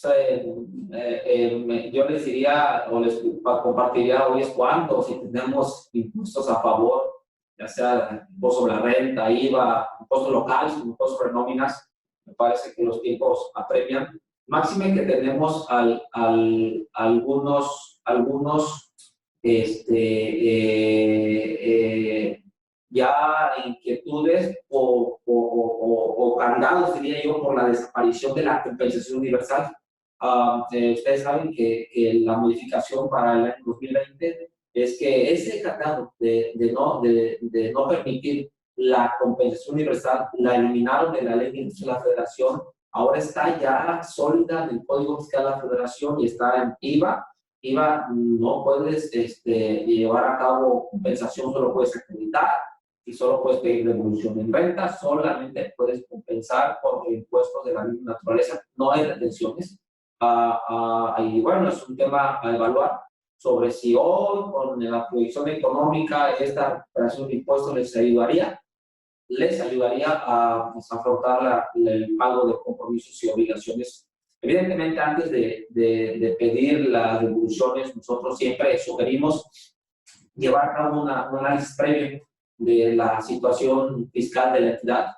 Es muy importante efectuar una revisión electrónica de los CFDI. Hoy todo es electrónico. La autoridad, si tendría operaciones con contribuyentes, saben, con proveedores en la lista negra del SAT, de inmediato lo saben. Quizá si en la operación no tenemos software, ya el tema de revisar los manuales, digamos que no es suficiente, pero si no tenemos el software de que nos lance una alerta de que esas operaciones están timbrando con proveedores que están ya en la lista negra, seguramente nos va a generar una contingencia con la autoridad y en la devolución es muy probable que ese IVA que pagaste a un proveedor que está incluido en esa lista negra del SAT no te lo devuelvan y te genera un tema, un tópico, un efecto de auditoría por parte del mismo SAT.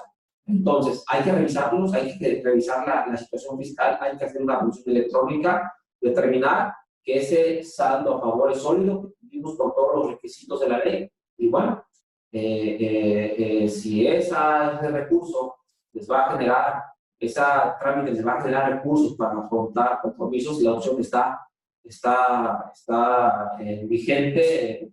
Luego nos preguntan, saben frecuentemente sobre si el pedir saldos a favor nos puede generar o no auditorías, y bueno, yo les diría que inclusive aunque no pidamos o que no hagamos los trámites de saldos a favor, la autoridad podría generar órdenes de auditorías simplemente para verificar el pago adecuado de los impuestos. Entonces, para lo que sí hay que estar preparados es pensar que nos va a revisar y que en esa revisión todo va a estar ordenado y todo va a estar de manera puntual en nuestros registros contables.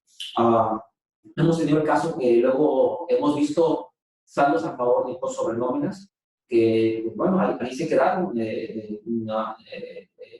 Y habría que decirlo, la mecánica es distinta en México. En algunos estados, por lo general, no se permite la devolución de saldos a favor del impuesto sobre nóminas. En muchos se permite la recuperación vía compensación. Y eso es un trámite. Hemos tenido experiencias en donde en Ciudad de México, por ejemplo, hicimos una recuperación de 12 millones de pesos de impuestos sobre nóminas vía certificados de compensación, y ahí están, y van compensando contra sus impuestos sobre nómina, y aquí les permiten no solamente contra ese impuesto, sino contra hospedaje, contra predial, contra tenencia. Digamos que es una figura muy, muy particular para la Ciudad de México. Seguimos.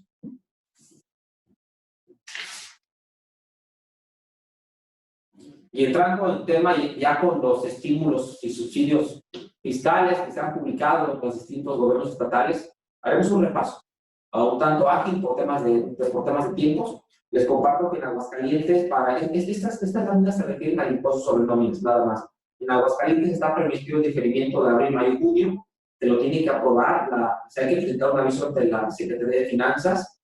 Casi en todos los estímulos, bueno, o en la mayor parte está ligado o a la presentación de avisos o a que no disminuya tu plantilla laboral. Estos son algunos, digamos, puntos generales. Hay que revisar cada situación en particular para saber si pueden aplicar o el estímulo, o pueden aplicar el diferimiento, o pueden aplicar el pago de parcialidades. Entonces, en Aguascalientes solamente es por abril, mayo y junio. Hay que presentar un aviso. En Baja California solamente hay diferimiento de marzo, abril y mayo. En Colima hay una condonación de sí al 100%, marzo, abril y mayo, solo que está limitado a 10 trabajadores. Para los demás contribuyentes permite una prórroga durante todo el segundo semestre. Lo candado ahí es que no reduzcan su plantilla laboral. Y es bien curioso, en Colima sacaron dos decretos. El uno era solamente el diferimiento, prórroga para pagar, y después, en el lapso de una semana y media, publican otro decreto diciendo que ahora sí hay una continuación al 100%. En Chihuahua también tenemos exención, acá llaman exención al 100% en abril y mayo, limitado a 50 trabajadores, para el 100%. Si tienes de 51 a 90, te aplica el 50% de acreditamiento, y si tienes más de 90 trabajadores, solamente te aplica una prórroga en el 50% de ese impuesto que podrás pagar hasta noviembre y diciembre. También está ligado a que la plantilla laboral no sea menor al 70% del número de trabajadores que tenés reportados al mes de febrero de este año. Teléfono.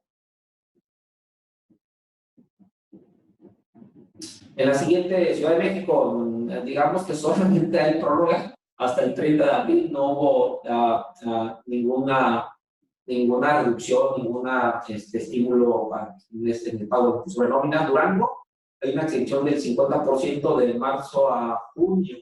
Si son microempresas, ese porcentaje puede crecer al 75% si aplicaron algunas medidas de prevención para evitar el contagio en la venta de sus productos. Hay que solicitar el incentivo a la Secretaría de Desarrollo Económico del Estado. En Guanajuato solamente hay un diferimiento, marzo y abril, 6 parcialidades, y la primera parcialidad debería liquidarse el 22 de julio. De hecho, en el decreto, si ustedes lo ven, hay una especie de tablita y dependiendo del mes hay una fecha límite para hacer el pago de la primera parcialidad. En Guerrero hay un estímulo del 50% para marzo y abril. Además, el otro 50%, además hay una prórroga para liquidar el impuesto hasta junio y julio. Solo que acá es un poco raro porque el estímulo lo sujetan a que el ingreso no sea menor al que obtuviste en marzo y abril del año pasado. Y vamos, es un impuesto sobre nóminas, ¿no? Como que no guarda relación con el ingreso que tú declares, que tú manifiestes en tu declaración anual. Así está, hay que pedir aprobación. En muchas plataformas, en muchos decretos, te dan la posibilidad de presentar el aviso físicamente o mandarlo vía correo electrónico o subirlo a una plataforma. ¿Seguimos?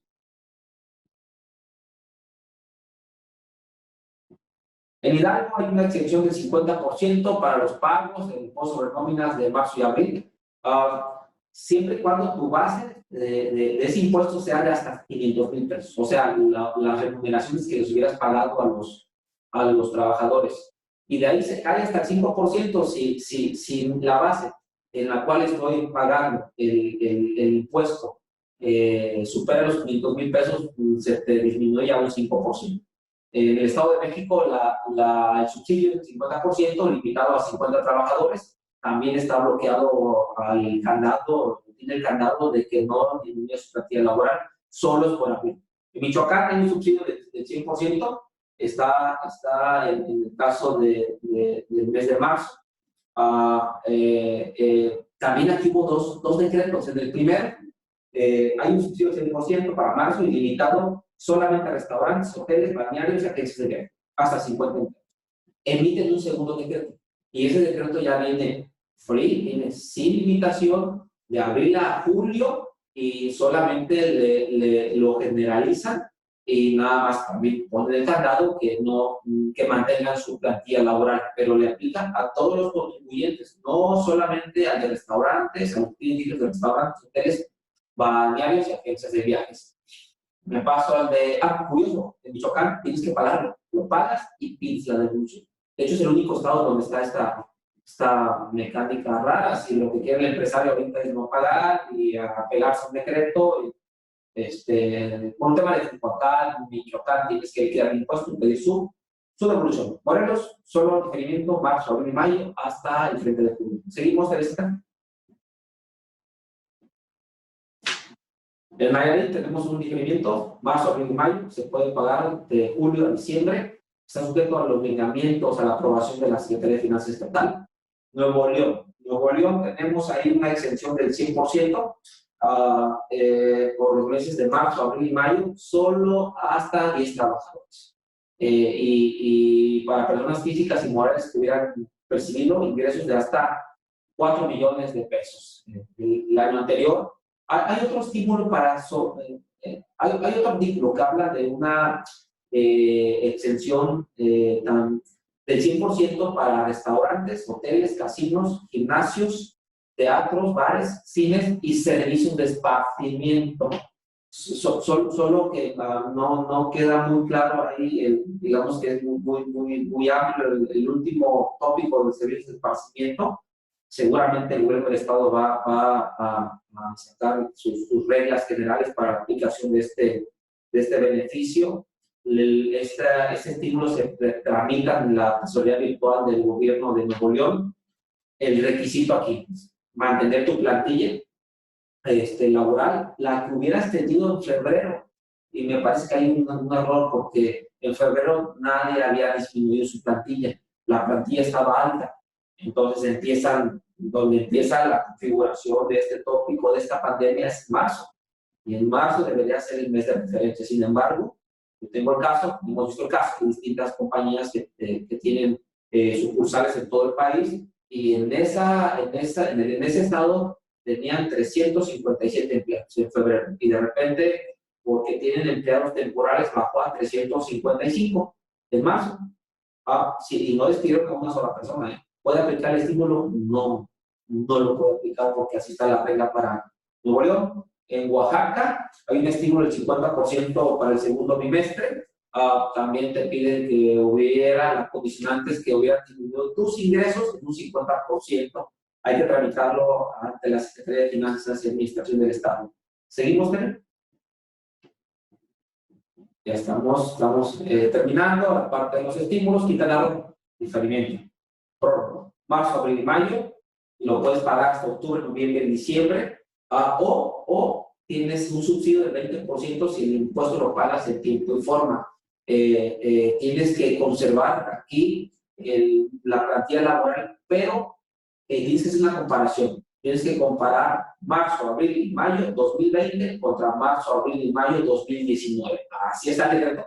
Así está. La comparación es mensual para saber si puedes aplicar el estímulo por 1, 2 o los 3 meses. En el caso, los casos que hemos visto, afortunadamente, bueno, habría que decirlo, el empresario o el corporativo o la transnacional decidió mantener todos los empleados, y en este caso en particular, los casos que hemos visto sí han podido aplicar este beneficio, se tramita. Se tiene que presentar una carta de compromiso ante la Secretaría de Trabajo y Previsión Social del Estado de Quintana Roo, y la fecha es el 17 de abril. Si tienen alguna entidad que esté en Quintana Roo, ya estamos sobre el tiempo. Seguimos con San Luis Potosí, hay un estímulo del 100% de marzo a junio, hasta 50 empleados. Si es una entidad de transporte público, no hay limitación de este estímulo en relación a los trabajadores. Bueno, te pide que conserves tu plantilla laboral en un 90% para estos dos impuestos, tanto para los que están limitados a 50 empleados como para los de servicios de transporte público. Hay una prórroga general con todos los demás hasta el 15 de julio. Y en Sonora hay una excepción del 50% para marzo y abril, y ahí limitado a 50 empleados, nada más. ¿Seguimos, Tere?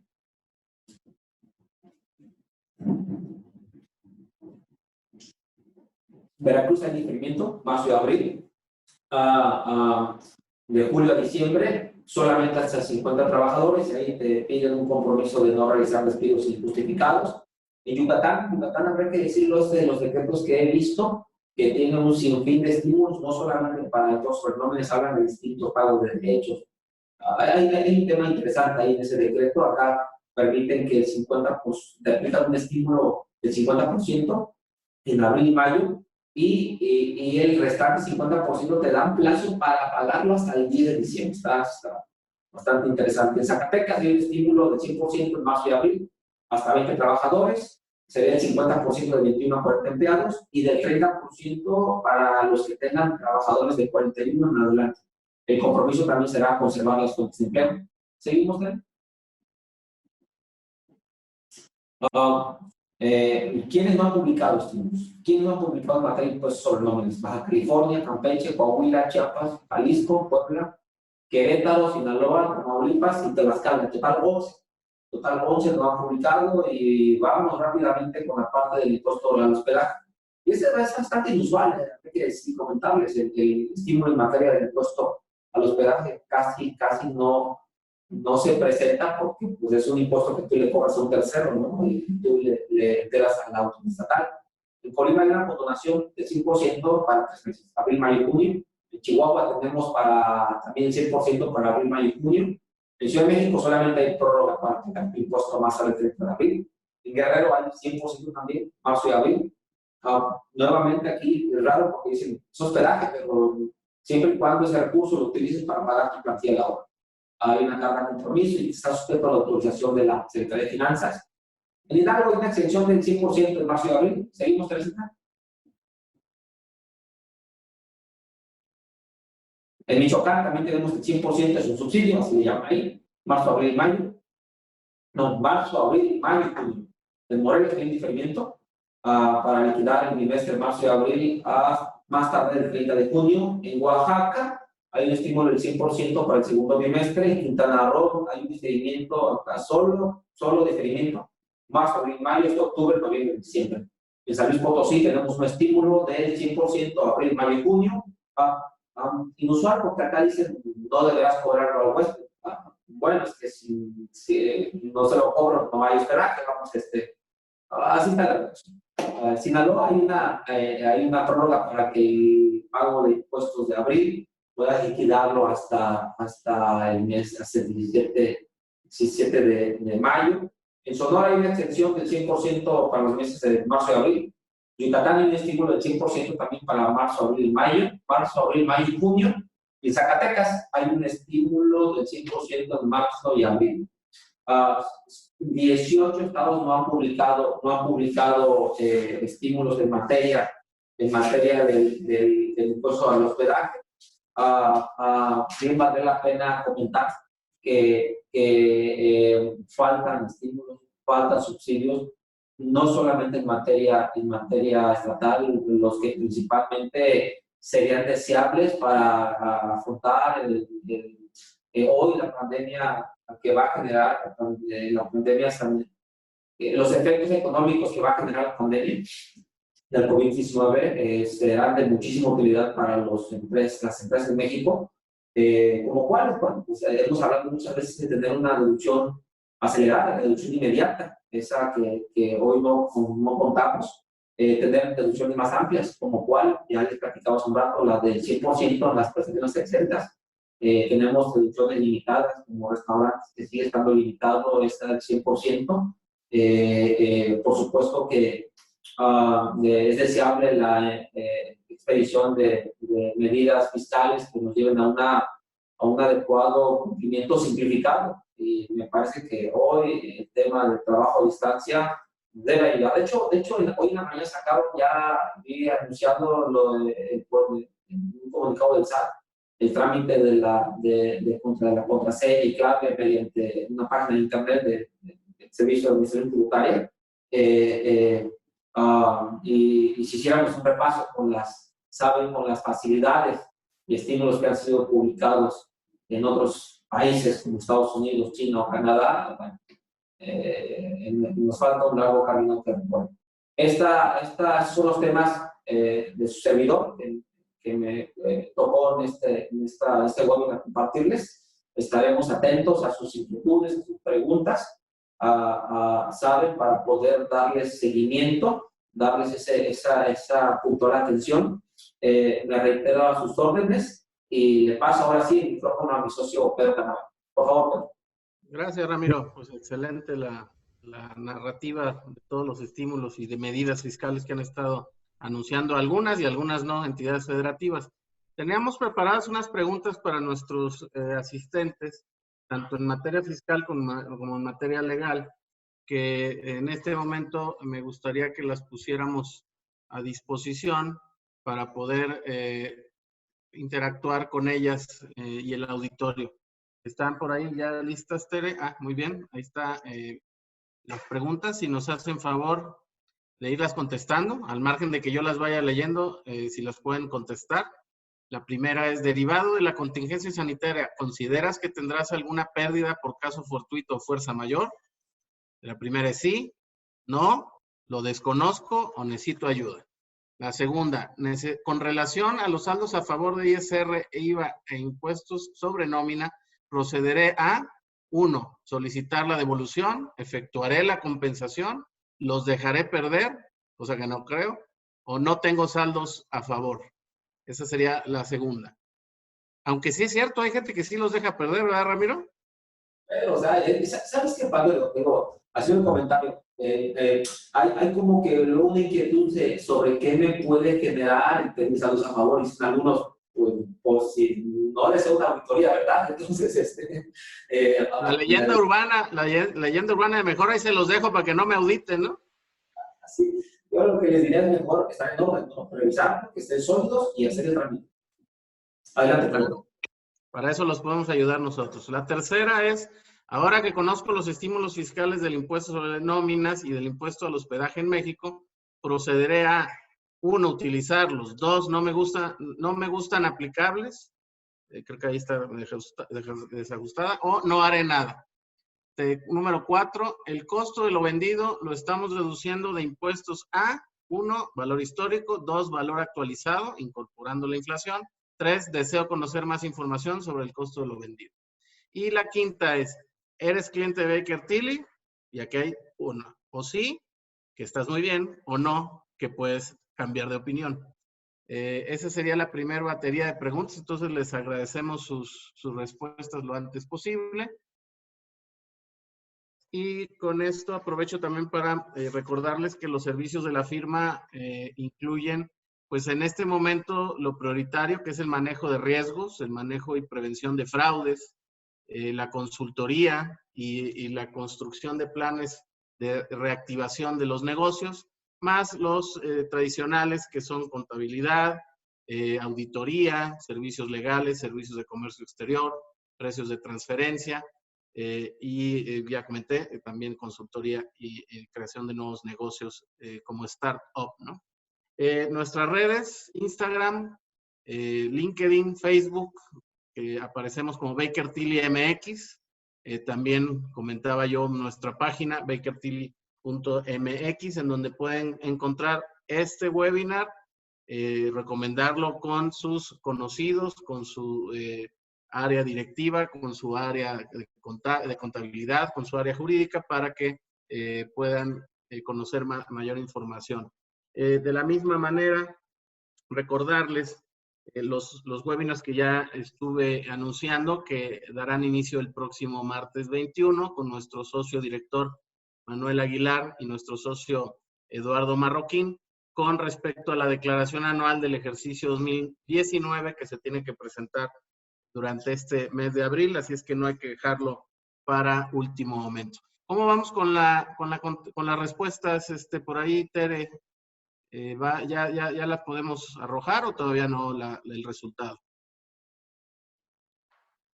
Pareciera que todavía están contestando.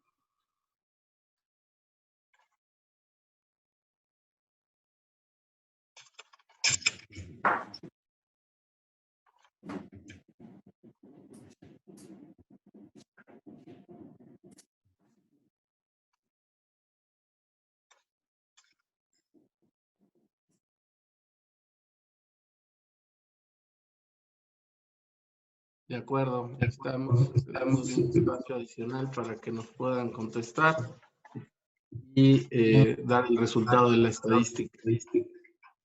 Estos resultados y los materiales que se utilizaron, la presentación, se van a poner a su disposición para el que lo solicite. Por ahí la base de datos que se construyó. Si por ahí hay alguien que les comentó que ya no obtuvo lugar o que ya no pudo inscribirse o que se tuvo que conectar por teléfono, comenten que lo vamos a subir para que haya una especie de retransmisión cuando quieran o lo puedan ver cuando quieran en bakertilly.mx, al margen que la oficina de Baker Tilly en el país que les quede más cerca también los puede auxiliar. Recuerden que tenemos 19 oficinas a lo largo y ancho del país y que en nuestra página viene el directorio, los correos electrónicos y los teléfonos en donde los podemos atender. Hay una pregunta que está en el chat, dice, ¿se tiene conocimiento de algún estímulo fiscal para la industria aeronáutica? Ahí, Ramiro, no sé qué nos podrás comentar. No hay uno, a la fecha no hay alguno que conozcamos. Esperemos que pronto, no solamente para la industria aeronáutica, ¿no? sino en términos generales, como tú comentabas, Pedro, hace un rato, lo que escuchamos es cierta información que no ha llegado a concretarse, ¿no? Pero en términos puntuales no hay alguno específico para la industria aeronáutica. Sí, repetimos un poco lo que se comentó en la cápsula en la mañana, que estamos Alberto Vela, yo y Adrián Bueno, y que es la especialidad de la firma, trabajar con lo que hay, y lo que hay es en las disposiciones fiscales, sobre todo en el Código Fiscal, Ya hay previstas algunas disposiciones que permiten que en casos de fuerza mayor, de caso fortuito, se tenga algún beneficio, si le podemos llamar beneficio, de reducción de pagos provisionales, pago en parcialidades, diferimientos, y bueno, quizá la autoridad en reglas en próximos días esté publicando algo relacionado, por ejemplo, con garantizar esas solicitudes. Nos preguntan que dónde pueden encontrar el material que se acaba de comentar. Lo vamos a subir a nuestra página bakertilly.mx, y si nos dejaron su correo en el registro, también lo van a poder obtener. Ya están aquí las respuestas.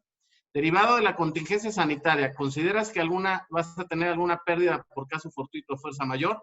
Sí, el 30%, no el 48%, 22% lo desconoce y 0% dice que no necesita o no va a necesitar ayuda. La segunda, respecto a saldos a favor de ISR e IVA, así como nómina, va a proceder a el 39% solicitar devolución, 43% compensación, el 0% lo dejará perder, ya te decía yo, Ramiro, 22% no tengo saldos a favor. La tercera, ahora que conozco los estímulos fiscales de impuestos sobre nómina y del hospedaje, procederé a 70% utilizarlos, 17% no me gusta aplicarlos y 17% no hará nada. Ahí tenías razón tú. Número 4, el costo de lo vendido lo estamos deduciendo de impuestos a 35% valor histórico, 43% valor actualizado y 22% dice que desea conocer mayor información sobre el costo de lo vendido, así es que ahí hay un campo para actuar, Ramiro y Alberto. Número 5, bueno, pues eres cliente de Baker Tilly, sí están en un gran escenario, que son nuestros clientes, el 43%, y potencialmente el resto, el 57%, lo será, esperemos, en breve. ¿Algún comentario final, Alberto? ¿Algún comentario final, Ramiro? Pues no, solamente agradecer a todos su participación y espero que los comentarios que hayamos hecho les sean de utilidad. Y seguimos, como bien dices, en contacto a través de los medios electrónicos o telemáticos que están claramente disponibles, ¿no? Y a sus órdenes. Gracias, Alberto. Ramiro. Sí, por mi parte, agradecer la presencia de todos los asistentes al evento. Nuevamente, agradecer a Alberto Vela y a ti, Pedro, por esta participación que como firma nos hace ver más, ser mejores y construir ¿sabes? Seguir construyendo lo que somos, una firma con este alcance nacional e internacional. En lo particular, me ha gustado esta sesión de webinar en donde pudimos dialogar y escuchar y compartir conocimiento con la gente que gentilmente nos entró a nuestro webinar y nos hizo el favor de escucharnos. Muchas gracias a todos ellos.